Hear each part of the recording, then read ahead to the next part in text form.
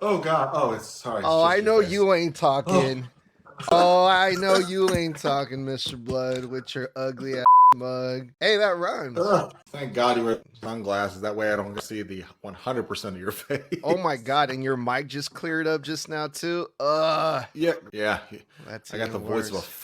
angel. My Yeah. voice sounds like two. My voice sounds like two angels having sex on a cloud while one of them knits a silk sweater. Yeah, if that angel is being kicked like a little crying puppy dog. You're just jealous because your voice doesn't sound like soft soliloquies. Ugh. Now you're right. I am jealous. Whisper your neighbor. I also wish I sound like a dark, scary cartoon character. I don't know what you're talking about. I sound like I could read you sweet nothings and make your legs shiver. All right, bro. It's getting weird now. Oh, it hasn't even begun. Oh,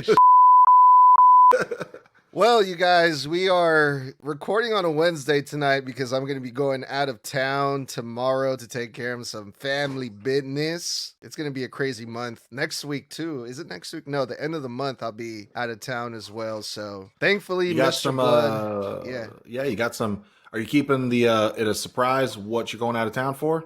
Nah. All right. Yeah. Well, Snug Wrestling's got some really cool content coming up the next 2 weeks involving Edgar and his travels.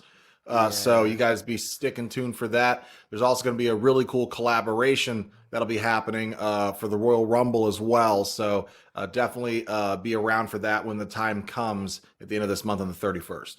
Yeah, that's the plan. The plan is to go down to Tijuana to catch a AAA show with Soto 619, the homie Soto. Shout out to him. And then since we're gonna be in South Cali, where Soto 619 is from, that's not just a nickname. He calls himself that because he is from the 619 San Diego, where Rey Mysterio's from. And we're supposed to catch Royal Rumble over there as well. So that's going to be at the end of this month. So yeah, we're going to be putting out a bunch of content, a bunch of lucha content, AAA stuff. It's going to be dope, man. I'm pretty excited, but that's in the future. Today, we got a lot of fun topics for Mr. Bludd to go over just about what's happening. About them. Yeah. Where he's completely blind as to what I'm going to throw at him today. So this is going to be fun. Yeah. So before we get started, Bludd, anything new with you? What's going on with you, man? How was your day? Well, my days was good. Was out with the wife all day, just doing a lot of stuff. Really quick, I'd like to do a couple of shout outs here. K9 Edits in the comments, sending a ton of roses and gifts. Wow, almost 40 roses and some other stuff I missed. And a massive shout out to ABCs in the comments as well, who spammed the like button. This live just started. This episode just started, already over 1.2 or 1,200 likes. So you guys are amazing. Thank you so much for sharing the live and liking the live. It really does get more eyes and ears in here. And just K9 Edits, thank you for being so gracious with those roses. I'm very grateful. It's very nice to see. But when it comes down to it, other than just being out with my wife all day and got some other stuff under the works, next week I will be attempting to contact a new agency to get some new representation. For those of you who don't know, your boy is an actor and a voice actor, but I've been freelance for, about 12 years now. So now I'm looking to finally hit my stride in the big leagues and start getting rejected a million times until I find the one that works. So other than that, just really excited for the next couple of weeks of wrestling. We're officially on the road to WrestleMania. Other than that, man, content's been doing great. We had another professional wrestler who I think might be signed with NXT, like one of our posts about Kit Wilson on Instagram. She's a girl in NXT. I'm blanking on her name and I apologize, but I did get that notification. It was her verified account, so that's cool. Always nice to get recognized. It was Ricochet last week or the week before. It's her today. It's Omos one day, Jericho another, Victoria another. So it's really great. Everything's been going real smooth, man. Shout out to Yellow Shy Guy says, bro, turn the lights down if it's that bright in there. Nah, bro. This is a fashion statement, every cool podcaster wears sunglasses that I see. So I have to be cool like them, I have to. Yeah. The fashion statement is that he's cross-eyed and you don't want you to know. No, that is not the fashion statement. These are $5,000 Meta sunglasses, I have you know, all right? He means the Monopoly money. Yeah, and my rich parents did not buy these for me. No, I'm not. I'm kidding. These are not Meta glasses, but Before we get started, just a couple more. Shout out to Joshua Thompson, a really good friend of mine, local friend of mine, really awesome. Sup, man? And from Talon Williams, greetings from Chattanooga, Tennessee. Welcome. Roman Snow, a very, very regular weekly viewer on the podcast. Roman Snow 13 says, "What's up? What's up, brother?" And greetings from Springfield. So thank you guys for all filing in, man. We got a lot of cool shit to cover here. yeah. Shout out to user 44022398558592. Thank you for your comment, Mr. Bludd. Do y'all think Theory is working for Seth? Here we go. That's a good question. Yes, I absolutely think that right now he is building the trust of the vision, building up a trust with Paul Heyman. And I think he is a sleeper agent for Seth Rollins. And I will tell you why. A lot of people don't like to think back to a very specific time in WWE of recent years where it was nearly unwatchable. Specifically, the COVID era of pro wrestling with no fans in the crowd. And people forget when Seth Rollins became the Monday Night Messiah. He was with Akam and Razor, that were a tag team in WWE at the time. Authors of Pain. He also had other disciples, Buddy Matthews, and people forget this because it only lasted about 2 months, Austin Theory. Austin Theory has had a lot to do with Seth in the past, even sporadically. And notice how when he came back, he was using the stomp. He was using Seth's maneuvers. He has history with Seth. I do not think it's a stretch to say that he has infiltrated the vision on Seth's behalf to reintroduce himself in a major story as a heel so they can turn him into a massive baby face later this year. Because remember, they always wanted to push Theory. They just didn't know how to connect him with a crowd in a way that worked. Where he was getting over with fans when he was with Grayson, and when they were teasing the breakup stuff with Grayson, when DIY was trying to get Austin Theory on the side of the light 2 years ago and get him to realize Grayson was using him as a meat shield. He was getting cheered. He was getting reactions. So WWE knows there is something here with Austin with the right story, with the right booking, and with enough time to cook in the kitchen.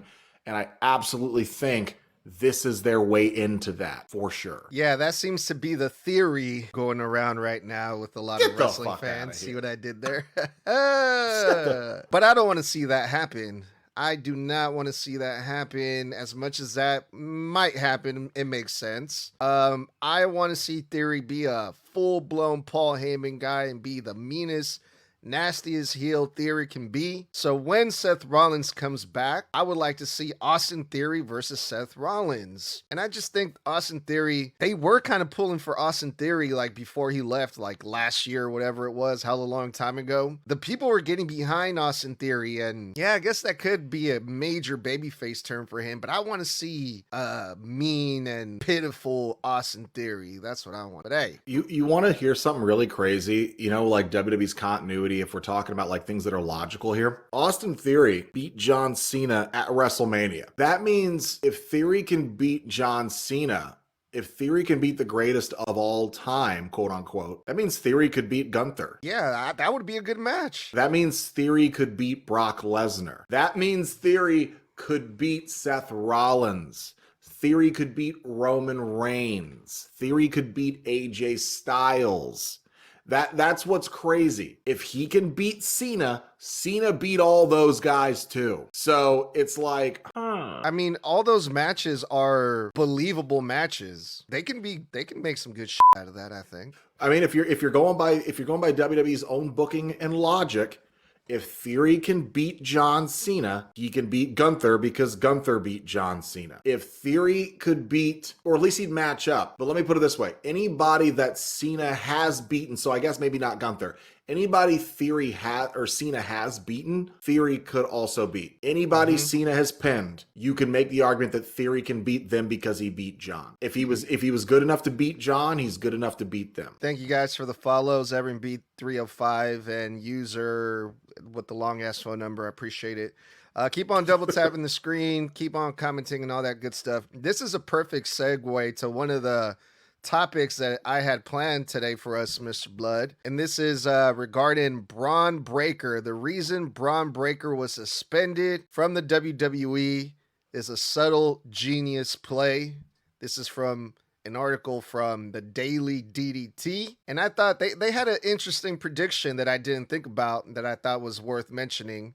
And I want to hear what you think about this, Bludd. Where they say, so he gets suspended backstage, blah, blah, blah. Where do I fast forward to the real thing? Division has a obvious heel presence in WWE.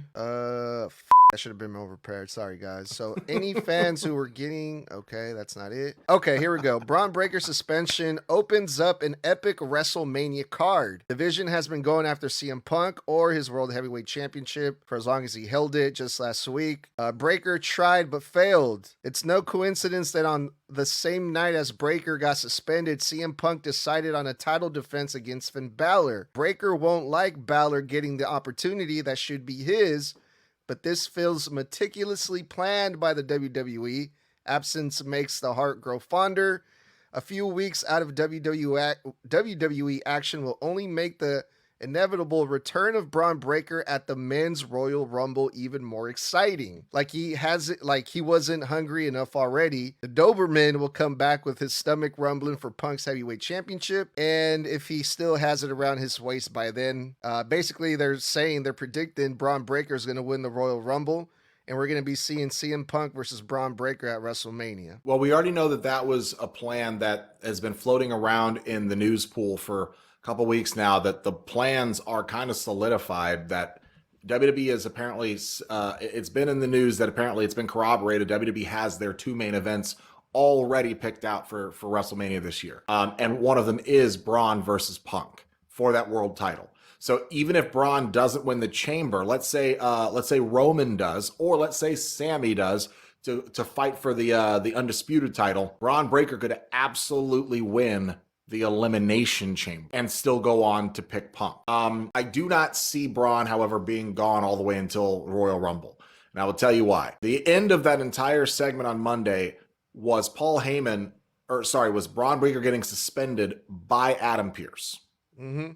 And then Paul Heyman immediately followed it up and said, that's a mistake because you touched him first. So if that's the case, I think next week or the week after, we have a segment with Adam Pearce in the ring having to apologize to Bron Breakker because Paul Heyman's going to go over his head to executives in storyline, and they're going to threaten to take his job if he doesn't. Or this could lead to a filler feud between Braun and Adam Pearce, where we get a match between the two. People forget Adam Pearce was a professional wrestler for a long time, as was Nick Aldis, and they both are former NWA champions. And Adam Pearce is no slouch. You saw them standing next to each other in that ring. Adam Pearce is not only taller than Braun, he's just as wide and just as thick. I think under that suit, there's still a lot of muscle ready to go. I think if either one of those GMs is going to get in the ring anytime soon, I think it's got to be Nick Aldis before Adam Pearce. I don't know. The way they're setting Adam Pearce up, because got to think, it got physical with Bron Breakker. He touched Braun, but Braun put his hands on him. Then he got in his face, spit flying and everything. Mm-hmm. They were trying to hold him back. He was ready to go. Yeah. I think that if you're pulling Bron Breakker away from Punk just long enough to let it cool off so a little bit of time passes as we're on our way to Mania, I think it makes sense to put Balor in that spotlight. Balor needs something to do. Remember, JD and Dom are both injured, so there's nothing he can do to come out there and interfere and protect their titles, and they're not going to throw him out there to interfere in women's because there's already 3 women in the Judgment Day that can already handle interference. So you got to have Finn do something. And also, WWE always does this. When they're on their tours, they're randomly going to remember, hey, you're from this one country that we're going to, right? Yeah. We're going to put you in a match to give you a highlight to pop that crowd and fill some seats. Even though we'd have no plans of putting the title on you, we're just going to do it because it sells extra tickets. It's exactly what they did with Piper Niven. Let's not forget. So, let's also not forget that they are literally in his home country next week. That is the only reason Finn has that match. That means this is going to be a really quick 1-week feud, and they move on, and then other challengers to fill Punk's time until Rumble, Chamber, skip a month for March because there's no PLE, and then Mania. So I think that's really what's going on. Braden Stashy. I hope I said your last name right. If that even is your real name. Thank you for the follow. Yeah, so the Royal Rumble is like 17 days away exact. 2 weeks and 3 days. I don't think that's a very long time. I think you can keep Bron Breakker off TV for 17 days, 2 weeks, and then bring him back at the Rumble. But it wouldn't make sense for Paul Heyman to bring up that very floated threat to Adam Pearce if they were still going to let the suspension sit. Yeah. Or could be like, hey, you know, you put your hands on my guy, so now you have to put him in the Rumble. Hey, shout out to Dead King 405 in the comments. He says Finn should win the title again. I think that Finn has always deserved the world title. I think WWE knew that from the beginning. That's why they made him the inaugural Universal Champion. They just knew he had it. They saw it in him. He was that and is still that very good even 10 years later. But no. They got scared. They got scared because he got injured on his first match, for the title, and they chalked him up to being injury prone, which is hilarious because they still put the title on Chelsea Green a couple times. That girl breaks something 3 times a year. Rhea Ripley, how many times has she been injured in the last 3 years? They still try to make her a champion. Same thing with Asuka, same thing with Charlotte, I think that thank God Vince is gone, because Vince always, you got injured once, you were automatically considered unreliable. That's exactly what happened to Dolph Ziggler. They had every intention of making him a world champion, had him win the thing, cash in on Alberto Del Rio. He got injured within like a month, took the title off, came back. He was back in the mid card. They never pushed him towards it again because they were scared that he was injury prone. They never risked it again. Same thing.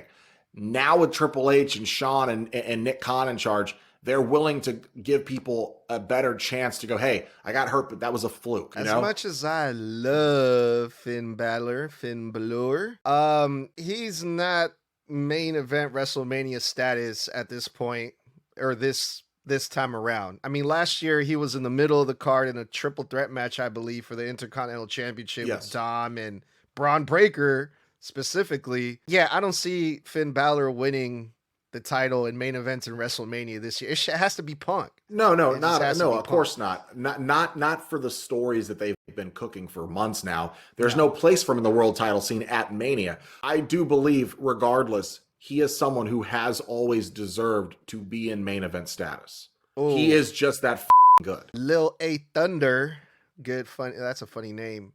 They want to see Jericho win the. Okay, no. So at first I thought they said I want to see Jericho at the Rumble, but no, they took it a step further and said I want to see Jericho win the Rumble. I don't know about that. Well, you're gonna be waiting about another year because the reports say his contract goes all the way through the end of this year. So maybe 2027 Royal Rumble.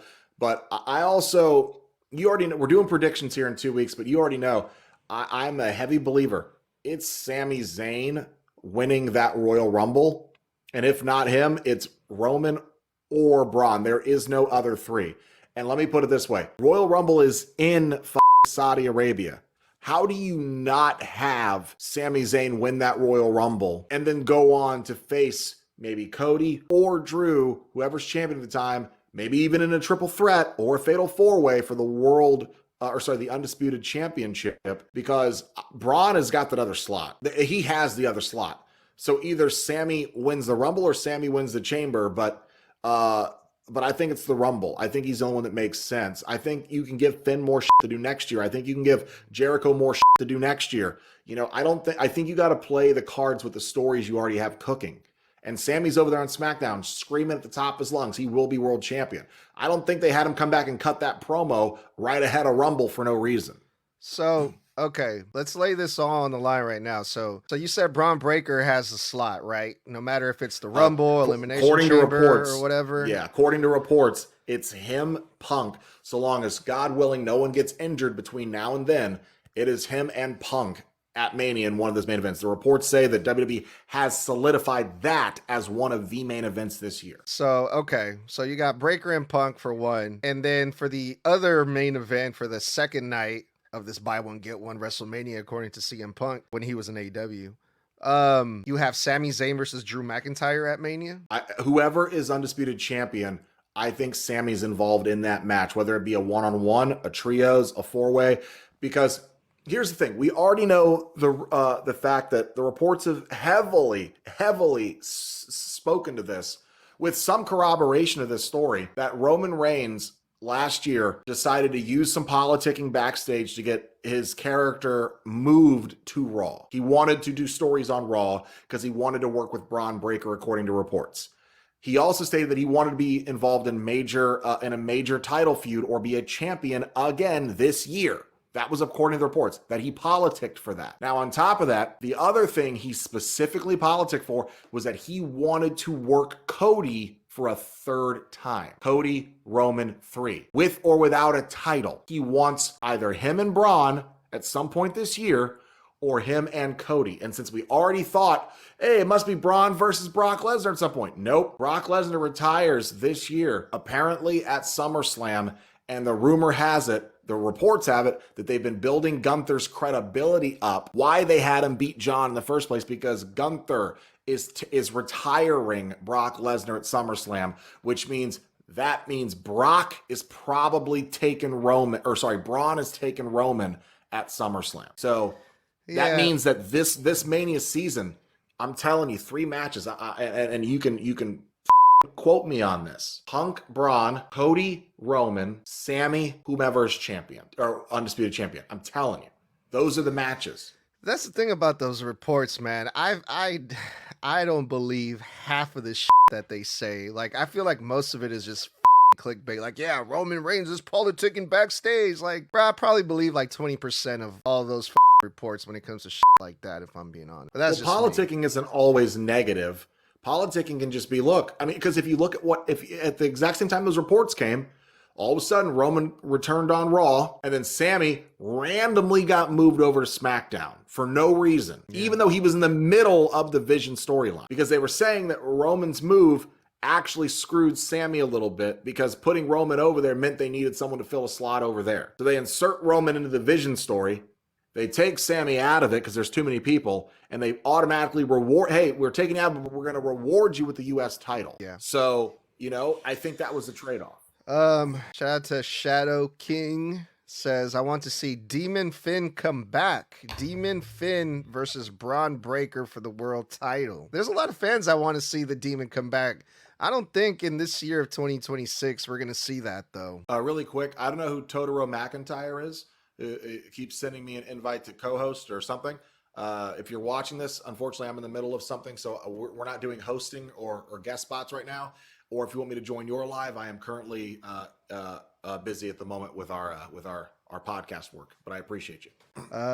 Shout out to Debate 32 Wrestling. Meltzer also said they're putting the title on Cody again for Mania versus Dave Meltzer. That's what I was going to say about that. I could, you know what? You can take almost everything Dave Meltzer says with a pinch of salt, because Dave Meltzer is literally the wrestling equivalent of trust me, bro. Yeah. Like, just trust me, bro. Just trust me. I have it on good authority. Whose authority? Don't worry about that. Just trust me, bro. Yeah. Also, Big Papa K, shout out to them, says he said he wants more creative control with the Demon, he being Finn Balor. But wouldn't that just seem like just out of the blue if Finn Balor just shows up next week versus CM Punk as the Demon? Or do you think that would make sense because it's his hometown? It would be cool in his hometown, but I don't know if you watched the What Do You Want to Talk About episode that Cody Rhodes just released. Bro, this is the only podcast I listen to. Well, you got to listen to it because you get some really good shit out of it. But he interviewed Finn Balor. Finn Balor, first interview Finn's done, I think he said, in like 5 or 6 years. And great interview. And he talked about the Demon specifically. He said it was a touchy subject because when he invented the Demon, it was because he wanted to turn heel in Japan and he wanted to be unrecognizable from what everybody saw him as. He wanted to reinvent himself. And he always felt like the Demon was just him, but, turned up in a way that he looked cooler. He seemed more intimidating. When he got to WWE and they took the Demon, they tried to book the Demon, in his words, as, the Demon only comes out when I'm pushed too far. I get beat up too much, and then the Demon. So he said it was sour for him because he goes, Oh, so you're saying Finn can't win and Finn gets his ass kicked, but when the demon comes out, the demon's good. And he said, and I hated that because I felt like you were telling me, oh, Finn's not good, but the demon is. That makes sense. And so he said he didn't want to do it for a long time. And he goes, he's like, I would want to do it now, but if I did, I would want more creative control over the character because I created it, and WWE basically started branding it and marketing it a different way than I had ever intended the character to exist. Wow. Okay. Yeah, I didn't know that. Don't think he should bring it out next week. Right. Well, let's switch gears here a little bit because time is moving very, very fast tonight. And I want to cover a couple more of these topics. This next topic I want to talk about is this European tour. This European tour that they're doing this whole month of January, where the wrestling shows are super early and the spoilers are out there for the people that can't watch it at the crack of dawn or whatever. They're having some really good live events that, aren't televised, just like house shows. Yeah. And I was thinking of a clip I saw of, there was a live event where I think it was Finn Balor, because we were just talking about him, versus Jey Uso. And they were trying to convince the ref to start yeeting. So the ref they play the music. The ref just goes, and he just turns and goes to the ropes and starts yeeting on the ropes with Jey and Finn Balor. I thought it was great. I just had that thought. I didn't mean to interrupt you. It just popped in my head, and I was like, God, live events are so fun. Dude, I've been seeing clips of Finn Balor baby facing at these live events. Oh, yeah, because super hard. Live events are all non-canon. That's just where they go to have fun and maybe test out some things before they televise it. But live events are considered completely non-canon. Rob Wrestling, what up? Thank you for the follow. OG Kuai Liang. What character is he talking about? We're talking about the demon, Finn Balor's alter ego, but we're moving on. Check out these matches that they've been having at these live events, bro. And I'm kind of jealous. Gunther versus El Grande Americano, the greatest luchador in the world. I know you'll like this one. Maxine Dupree defeated Roxanne Perez. What about that? Your girl getting some W's. Yeah, and I don't care for Roxanne anyway, so awesome. Alexa Bliss. And okay, we're gonna play the guessing game. This is a mixed tag team match. Who do you think Alexa Bliss teamed up with at this live event? A mixed tag match. It's kind of weird. Without Braun Strowman, it's kind of like, who the would you team up with? I'm gonna say for the. Well, hold on. Let me give you some more clues. No. I think I can take an easy guess here. Okay. I think just to pop the crowd and for feels, I think maybe she teamed with Uncle Howdy. Negative. Because she used to work with Bray. Negative. Dragon Lee versus Asuka and Kofi Kingston. Holy, what did I do? Hit random on WWE 2K25? That's why I was telling you, let me give you some clues, but you're like, no, I'm Mr. I wanted Bludd. to have a fun guess. Also, really quick, Roman Snow 13 asks, what's wrong with Roxanne?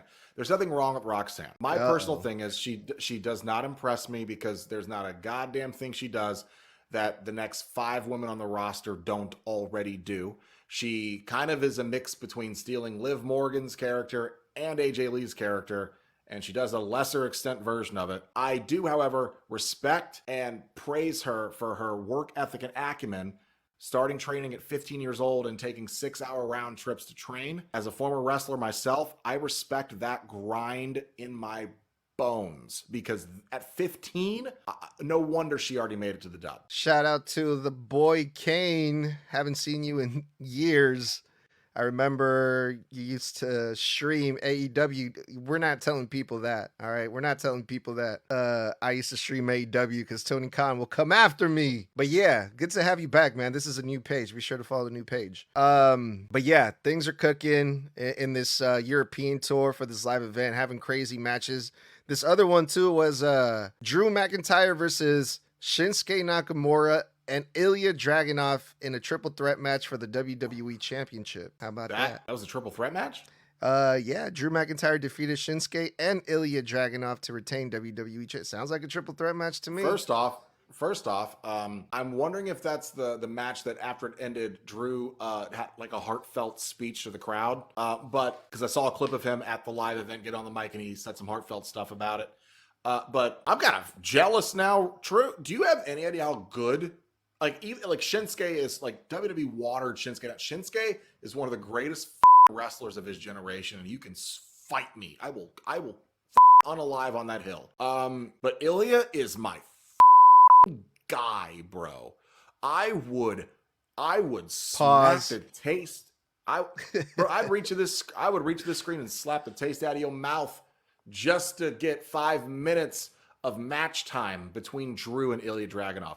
That would be such a great match. You know why? Because I've seen Ilya versus Gunther. Drew is a different side of the coin of Gunther. That would be awesome. And I cannot believe Ilya is getting a title match, but not on TV. Come on, bro. Yeah, be fair, WWE.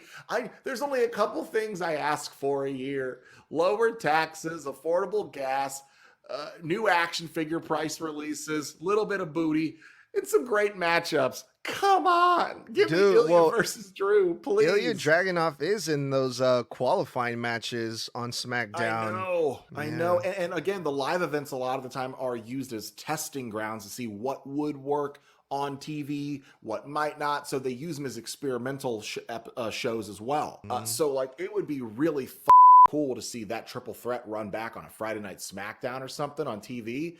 Oh, yeah, and it gets better or worse for us because we don't actually get to watch these matches. Bron Breakker versus Javon Evans. Considering we were talking about the comparisons between the two on Monday's episode, that would be a fun match. Did they ever face off?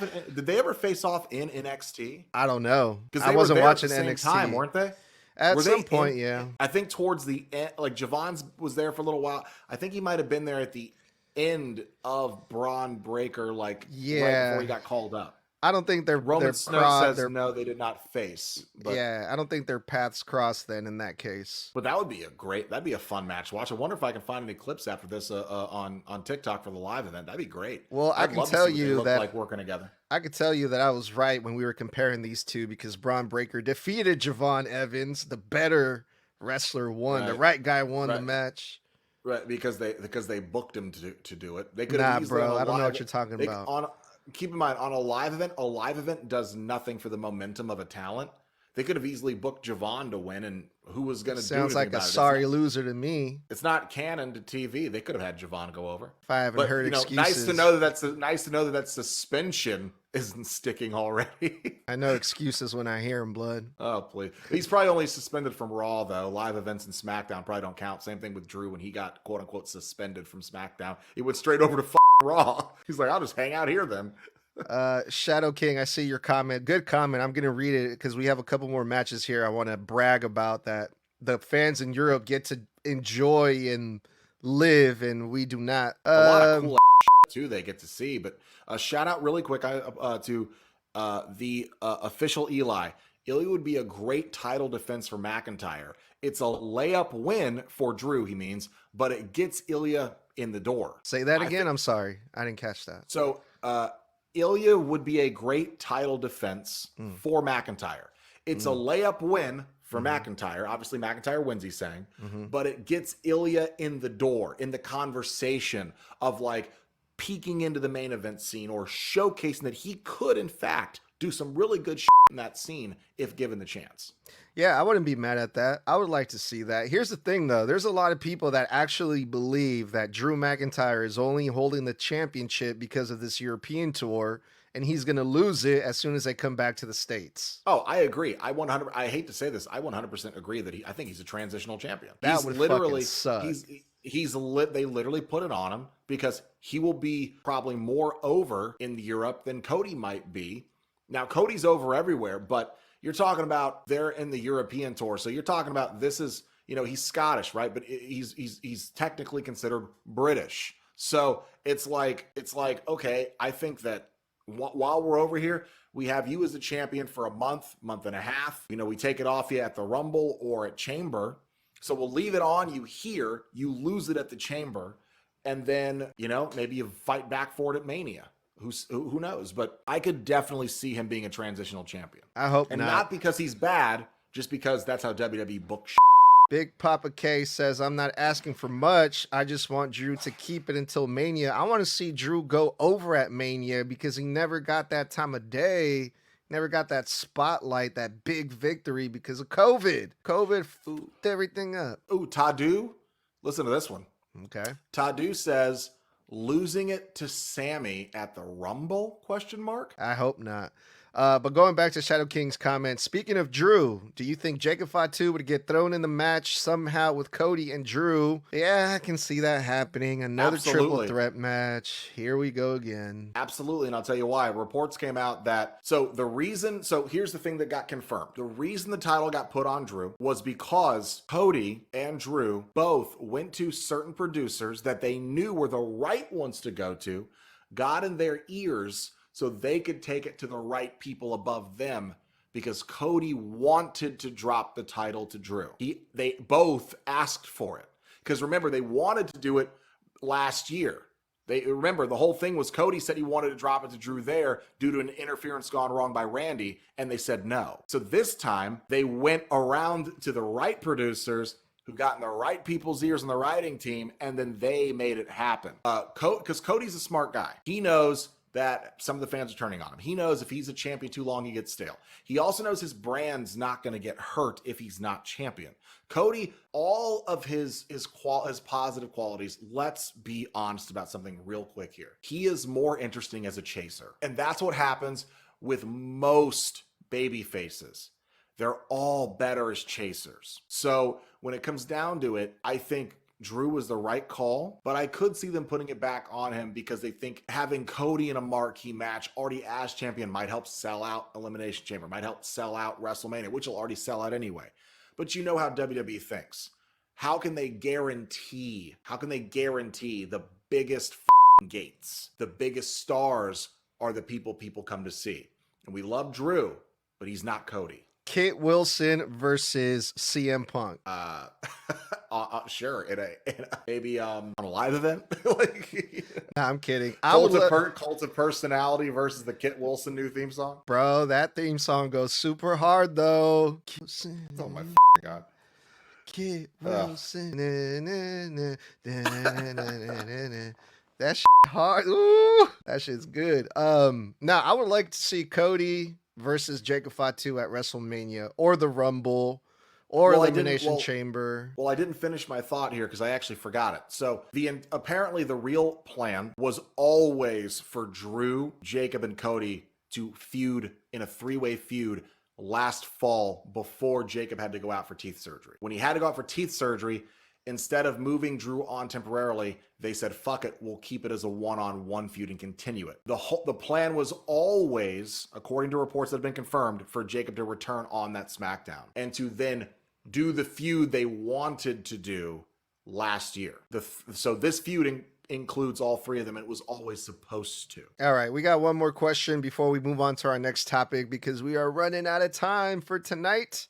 From Big Papa K, there was a report that Cody will have a full evolution of his character. Thoughts on that, Bludd? Repeat that question. Big Papa K says, and I quote, there was a report, I've already f***ed it up. There was a report that Cody will have a full evolution of his character. Thoughts? Full evolution. Is he talking about a heel turn? I don't know. That's what they said. Here's the thing. What do you think? If they plan on keeping Cody not as a chaser for the foreseeable future, which is fine. Again, Cody is a better chaser. You don't want him to get so stale with that title that you're begging for someone to take it off of him, because then he's not your white meat beloved babyface. Now he's getting go away heat, and that's not good for his character. And Cody is extremely popular with kids. He's the only person, that's the only group of WWE fans who won't sour on him at some point are the kids. The problem is that do you keep him as this super self-righteous babyface, or do we mix it up a little bit and give him some more edge, some more attitude? I'm not saying he needs to turn fully heel. I'm saying maybe he needs to be a bit more pissed off for a while in his character. He doesn't need to be a full heel, but I would not hate a tweener Cody because I think that would add more layers. He's willing to take on anybody, his own friends, his own enemies. He's not going to sit there and run out and save everybody's ass all the time because it's the right thing to do. He's going to be like, well, I mean, if I help you, it keeps you fresh for our match. And no offense, but I'm trying to be champion. It'd be a lot easier to be champion if you were injured. You know what I'm saying? So like, We need Cody to have more layers, more edge. I don't need a full-blown heel turn unless it's justified. Yeah. And then we live in a day too where the heels are cool. Like when Drew McIntyre won that title, that whole arena exploded. Like fuck. So it might even give Cody that edge that, you know, some people want to see. Make him cooler, make him fresh coat of paint, you know, who knows? Yeah. I think if you turn him heel, and it's going to be the same thing that WWE was afraid of with John Cena. Why they didn't turn John Cena heel all those years ago. They were afraid. All the charity stuff that Cody does, that John does, all the merch that gets sold, all the toys, the connection with the kids. You risk that money. And at the end of the day, WWE is a business. And could you imagine if Cody turned on the fans? Do you think these kids are begging their parents to sell? Because kids are very fickle too. If their hero turns on them, the first person that they automatically want to cheer is the new hero, whoever steps up to stop Cody. If it's Randy, Randy's shirt sales are going to go through the roof. But Cody's will plummet, and that's not good for business. So I think if you're going to turn him anything, make him a cool, edgy tweener, because then the younger teenagers, the 11, 12, 13, 14-year-olds, are going to really, really vibe with him. The same way we did with Punk when we were still like in our late teens, early 20s. You know, he was for us, he was that cool, edgy, different thing that we clicked with. That's what Cody would need to be. I think turning him full heel would be a financial mistake. Shout out to the didn't work homie. with Austin either. Didn't work with Austin either. Well, not yet, but we don't know because we haven't tried. No, that I mean, yet, I have mean we? Stone Cold. Oh, It was a massive failure when they turned Stone Cold I heel. thought you were talking about Theory, but okay. Shout out to the homie Wicked Bitter. I feel like Cody would never turn heel. Good friend of the show. Shout out to you, brother. Thank you for your comment. Mr. Bludd, you like to cook, right? You like to cook in the kitchen and Used to be a chef. Yes. yeah. So you'll get a kick out of this. Check this out. And I swear this is wrestling related, y'all. The article is called WWE's The Usos Are Getting Their Own Culinary Show. Can you imagine that? What's your favorite recipe? Like something easy. Like that you can like list right now, like all the ingredients. I actually cook over 200 dishes. Okay, But, bro, pick one. Goddamn. let's go with one that's easy for me. Jambalaya. All right. Nice Louisiana Cajun style jambalaya. All right, give me the ingredients, but use your best Jay Uso voice. Okay. Hey, what up, Boost? Yeet. All right, so listen. Yeah, me and my bro, we about to get down here. We about to cook some shit. Yeet. Yeah, man, that good old Southern cooking. Yeah. What you know about jambalaya? Yeah. It's supposed to be spicy. I can't do that at my age, Oops. I'm 40 years old. Can't do that no more. Constitution can't handle it. No, ye. Listen to me. All right, so what you want? You gonna want your chicken, Yeet. your sausage, Yeet. your shrimp, yeet. Yeet. You want a little bit of Louisiana hot sauce, yeet. You want some Creole Cajun seasoning, yeet. All right, you also want some rice, long grain, jasmine, yeet. You don't want no brown rice, no yeet. You want a can of tomato paste, yeet. You gonna make sure you gonna get that pot. First, you gonna cook down, right? Your sausage, Oos, get it caramelized in the pan. Take it out. Take that chicken, put it right in there. Let it mix in the flavors. Yeet. Don't forget to season, Oos. Get all that season. If you ain't sneezing, Oos, it ain't season, Oos. Take that out, right? You don't put the shrimp in yet. Never put the shrimp in yet. You gonna overcook it. Ain't no one trying to chew on no goddamn rubber, Oos. It's like chewing on real Ripley ass. It's too chewy. Definitely yeet. All right. Then once you take out that, you gonna go ahead and put in your trinity. That's peppers, yeet, onions, yeet, celery, yeet, tomato paste, yeet, little bit of oregano, little bit of parsley, yeet. You gonna put in some Worcestershire sauce, yeet, however the hell you supposed to say it, yeast. We call W sauce in the house, W dub sauce, yeet. Then once you do that, you stir it, decaramelize the pan, yeet, pour in your long grain rice, yeet. Then you're going to let it toast the rice a little bit while it's absorbing all the flavors, yeet. Then after that, you're going to take your chicken broth or stock of your choice, yeet. You're going to pour it in the pan, stir it around, make sure it starts bubbling a little bit, yeet. Reintroduce your chicken, yeet, your sausage, yeet. Then you're going to add in your shrimp for the last 25 minutes because the steam going to cook it, yeet. And once you do that, You're going to leave it with the pot lid on. 25 minutes. Don't lift it. Don't let the steam out. Yeet. And it's going to absorb that rice. You can check on at 25. Open that lid. Fluff the rice. Make sure it's cooked all the way through. No one's trying to eat no crunchy rice. Yeet. There's some shit that CM Punk might cook in his Chicago white boy kitchen. Yeet. And then you're going to serve that shit up with some crusty, crunchy baguette bread on the side. Yeet. Dude, I can't wait, man. That shit's gonna be so funny to watch, man. That's gonna be so good. Check this out. So, as part of its official launch, Fanatic Studio will partner with LA 28, Tom Brady, Fox Sports, ESPN, WWE, and MLB to produce content for WWE. The studio looks to produce several projects, including an unscripted culinary series featuring World Tag Team Champions Jimmy and Jey Uso. Shout out to do in the comments. He says there's a YouTube video of the Usos making Samoan style barbecue. Oh, there you go. If you want some real Samoan style barbecue or some real like Polynesian style, Hawaiian style, you gotta go to luau's. You've got like Samoans can cook. Polynesians can't cook, we promise you. Some of the best shit you've ever ate in your life, I promise you. But yeah, that's going to be fun. That was fun, Bludd. Thank you for doing that. That's going to make a pretty funny clip for the socials. Sorry, man, but just I have to. Please make sure you give context. So it's not just me starting off with the recipe. Like, you got to put your part in there where you want me to, you say that you asked me to do it that way. People can be like, the f*** am I watching? Mr. Bludd impersonates Jey Uso for fun is gonna be the title. No, I'm kidding. Yeah, I'll do my best. We got a couple more minutes, Bludd. You got time for one more really quick one? All right. Yeah, I'm good. We got technically another 12 till our time cuts, so. All right, let's see. So I'm gonna let you pick. Subway. I'm gonna let you pick here between these two. We can either talk about your girl Tiffany Stratton or your boy Dirty Dom, or none, or we can just wrap it up. It's up to you. Rephrase that question, and you rephrase it right because you know what you did. Your girl, the best female wrestler in the world. Your quote, not mine.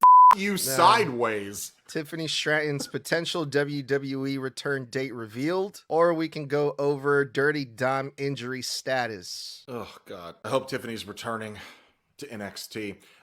We can talk about Dom. I don't need to wash my mouth out with soap before I even eat dinner. Okay, so as of now, Dominic Mysterio has relinquished the title. No, I'm kidding. So it's looking good. Things have been optimistic, according to this report. Multiple reputable sources confirm that Dom won't need surgery. We knew that. As of now, the recovery window being discussed is only a few weeks. So he's still double champion, right? Intercontinental and AAA mega champion. If it's only a few weeks, what? What was the official injury he had, by the way? Because JD's out too, and apparently JD is needing surgery. He did a Hurricane Rana on the floor at a AAA show, and I think he landed badly. Kind of like the same way that Penta did, I believe. What's the irony of that? He used that to trick the ref in the match with John Cena, and then it actually happens. And that's horrific irony, especially it was scripted and irony still found him. Why do they keep doing that shit on the floor is what I don't get. Guys, stop slamming your upper bodies shoulder first. Yeah. They popping out like Legos, man. But he did finish that match. Everybody's got a shoulder injury this year, I swear, and last year. Couple weeks, glad to hear it. Please coast him back in carefully. Don't just throw him in the biggest match you can think of. Because I'd love to see Dom still champion at Mania. But like, I'm glad he doesn't need surgery because he's doing he is doing the best work of his entire career thus far. And to have him have to go out for surgery, which could take him out 4 to 6 months, depending on how bad it is, sometimes worse or longer, depending on what it is. Having to vacate those titles when he is doing so much for AAA right now, and that brand new ownership, with WWE, and that's really fresh, and AAA is very, very, very popular right now. And he's extremely beloved on the main roster. He truly did the one thing no one thought he could do. He really did capture that perfect blend of Eddie and Ray, where he is a Mysterio, but he is the cool, beloved heel that gets cheered for being a horrible, evil prick. And again, he's in my opinion, he's like Bron Breakker. He's like a once in a generation talent. I'm glad he doesn't need surgery. I just hope he recovers very nicely, very easily. And when he comes back, nothing else happens, because this is Mania season. And to vacate both titles this close to some of the biggest, like, wrestling season events of the year, the calendar year, no one wants to see that, man. Dom is doing too good right now to have to step away. Shadow King, thank you for all the gifts. Yeah, he's got to be back soon, because this weekend in AAA, El Grande Americano and Hijo del Vikingo are going to fight for a number one contenders match to face Dom. So he's definitely got to be back soon to defend that AAA Mega Championship. So yeah, that should be interesting. We're going to be seeing Dirty Dom come back soon. I'm pretty sure he's going to get a huge pop when he comes back. Ain't no doubt about that. Sean on the comments, how about the Rascals being backstage in AEW and signing there? Did they sign to AEW, or are you just saying, like, hypothetically, what if they signed? Because I'm not sure. I've been seeing that the Rascals TNA contract expired or is about to expire or something like that. But if they signed to AEW, good for them, man. Good on them. I'm not aware of who the Rascals are. I love TNA, but I haven't kept up with it in a while. Yeah, they're a new faction. One of the guys was on NXT. Wes Lee was part of the Rascals. And then his group were in NXT for a while. Wes Lee got released. They went back to TNA. And Wes Lee's a part of that? Yeah. God, man, I haven't heard that name in a long time. Yeah. So, yeah, if they sign to AEW, that's cool. I mean, their style of wrestling fits with AEW perfectly, I feel like. Yeah, it's a very, very everybody in AEW kind of wrestles the same style. It's like that high octane indie style. Very, very, like, everybody's a high flyer. Everybody does death defying stunts. That's like the AEW like branded style. So I feel like they would fit there because they're basically all indie darlings. Yeah, they're young, high-flying guys, and they can just roam free in AEW, do whatever they want. So, if they get on TV, that is, yeah, right, yeah. So, got to start making a whole nother show to start fitting all these people on this goddamn roster. Yeah, dude, it's crazy, man.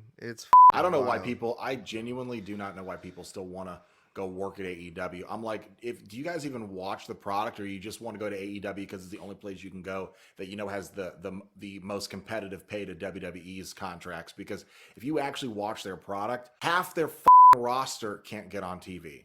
So why would you then go, I'll go over there, it'll be great for my career? No, the only thing it's going to be beneficial towards is your wallet. You will be lucky if you're able to get on TV past your initial 3 to 4 week push and first storyline, and then you'll be Rusev sitting at home for a year. Okay, I gotta assume that one of the reasons has to be guaranteed pay and the opportunity to be on TV.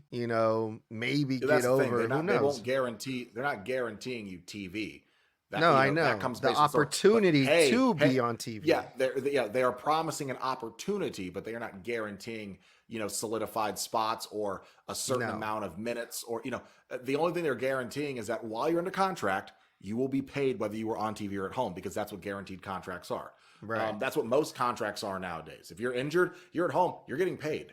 Yeah. It's not like if you're on contract and WWE just doesn't have anything for you and you've been at home for 8 months, you've been getting paid for 8 months, because WWE, that's what the contracts are now. It's not like in the old days, 25 years ago, where like, hey, you only got paid if you worked that show, if you showed up that night, if you were on the card. That was the only way you used to get paid back. There was no guaranteed contracts back then. It was, did you work tonight? Okay, well, pick your check up over on your way out. Like that's what it used to be. Now it's, motherfucker, I don't work for you, represent you, or do for your brand in my free time unless my ass is getting paid for it. That's how that works. And I honestly haven't been watching AEW for like the last 2 months. So I couldn't really tell you like where I would fit the Rascals in there if they did sign with AEW, because I don't know. Right now I've been recording for the last hour, so if they did, then yeah. If not, I would probably, be able to know a little bit more of what's happening. And I just been super busy with the podcast, like covering all this that I just haven't had time to watch AEW, not because I've been watching AEW since it came out. Up until like 2 months ago, I just stopped watching. But I need to get back on watching some more AEW because I'm gonna go to their show in February here in my hometown. I already got my ticket. He's going to throw tomatoes at Ricochet's head. Yeah, for real. You call it a shout out to Norse Mr. Peaks, aka Moxie, in the comments. Question: do you guys see Obafemi winning the Royal Rumble? I think it's too soon. I could see him winning it next year for sure. If they let's see what he looks like after a year of build up on the main roster. I could absolutely see him win 2027 Rumble. But there's too many stories right now to where having him win randomly wouldn't make sense. With Sammy right there in Saudi, Roman vying to get back to a title, and Bron Breakker trying to get back to a championship opportunity as well. Plus, Cody's waiting in the wings to find an opportunity on his spot too. So I don't think Oba fits this year. Next year, absolutely. At this point, I mean, we saw Obafemi relinquish the title on NXT a couple of weeks ago. He hasn't been on NXT. He hasn't been called up yet. We haven't seen him in the main roster. The Rumble is like 2 weeks away. At this point, I see Obafemi debuting at the Rumble. And if that's the case, he's going to get his debut. He's going to look good, get a major pop. I don't think he's going to win it. Not this year. No, but yeah, I do agree with Shadow King over here who says Obafemi versus Bron Breakker in a future main event. Absolutely. That'd be crazy. That'd be an epic match. Yeah. Well, I think we're going to end it here because I'm gonna go meet up with Tommy next to do our NXT review of this week over on YouTube Live, Facebook Live, or X. So if you want to hang out with us some more, follow us over there on those channels. We're going to be talking NXT. But for now, I want to thank everyone that hung out with us, liked us, shared the live, followed, commented, and all that good shit. You guys are awesome. All the gifts. Thank you guys so much. And the gifts, yes. We ended this live at 15. On my side, 15,600 likes. Oh, that's it? I got 97,844. How you see that? It does the number, then it does a decimal point. And then know. It does one number. You lying dog. Don't be a hater, dog. Don't be a hater. You call it a... Well, guys, that's going to wrap it up for this episode of Snug Wrestling. Thanks for kicking it with us. If you guys love hanging out with us, you can do that every Monday and Friday night after Raw and SmackDown go off the air, respectively, for live post-show reviews. And during the actual shows for bonus content, we do live reactions segment to segment on our social media. Check that out as well. And obviously, you're here right now, so that means you know that you can hang out with us usually on Thursday nights, but this week we changed it to Wednesday. Thursday nights at 9 p.m. Eastern, 6 p.m. Pacific on TikTok Live for our 1-hour sessions where we answer your fan questions live, and myself, Mr. Bludd, and that handsome Mexican over there go one-on-one for random or current wrestling topics. Then, don't forget, mark your calendars. Next Wednesday, we are doing predictions for Saturday night's main event, the first Saturday night's main event of the year. And you can catch that on YouTube, Twitter, or X, whatever you want to call it, and Facebook Live, 9 p.m. Eastern, 6 p.m. Pacific on Wednesday of next week. And the same exact time the week after that for Royal Rumble predictions, because we are just 2.5 weeks away from 2026's Royal Rumble, which will air on January 31st. So, guys, until next time, stay safe, stay savage, and stay snug. Peace.